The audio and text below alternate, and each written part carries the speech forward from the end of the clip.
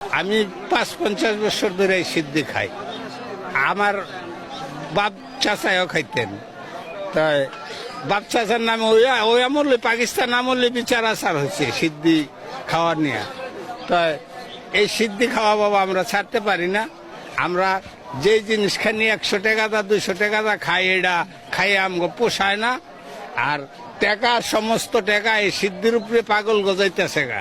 পাগলরা ভাত না খাইয়া সিদ্ধি খায়, পাগলরা ভাত না খাইয়া কিছু না খাইয়া সিদ্ধি খায়, কিন্তু খাইয়া এগো জীবন কিনরকম রক্ষা করতেছে।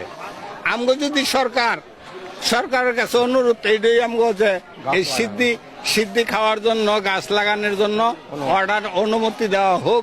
আমরা সব পাগলরা বইনা খাইব ২-১টা গাছ, কোনো ডিস্টার্বই হবে না। সিদ্ধি খাইয়া কোনোদিন কেউ চুরি ডাকাতি করে না বাবা, কোনো খারাপই করে না।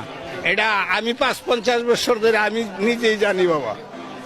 তো এটা নিয়ে সরকার যদি আল্লাহর রাস্তে খেয়াল করে যে পাগল গোষ্ঠী সহযোগিতা কিভাবে করা যায়, পূর্বেও ছিল, এইভাবে যদি করতে পারে সরকার একটু নির্দেশ দেয়া, তাইলে মনে হয় সবচেয়ে বেটার হবে।